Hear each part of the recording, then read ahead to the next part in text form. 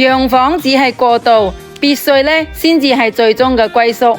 住喺呢度，你想夜晚嘈就嘈，你想日頭瞓就日頭瞓，唔怕俾人投訴，亦都唔怕樓上嘈住你。條件好嘅呢，可以揀獨棟，要求唔高嘅呢，可以揀聯排。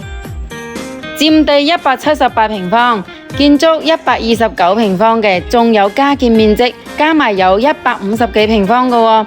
一共呢係3個房、3個洗手間嘅，可以按自己嘅風格嚟拆咗佢重新裝修，可以裝修成4個房、3個洗手間㗎。呢種別墅最大氣嘅呢，就係佢呢個7米嘅中空挑高大客廳啦，按自己嘅風格裝修好啊，非常之大氣舒適嘅，可以住得出大別墅嘅感覺。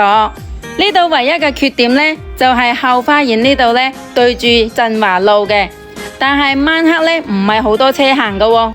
而家呢，業主一口價173個就可以擁有呢個有天有地前後花園帶中空客廳嘅別墅啦。對呢個別墅有興趣嘅朋友呢，可以關注我喺評論區留言，我發資料俾你㗎喎。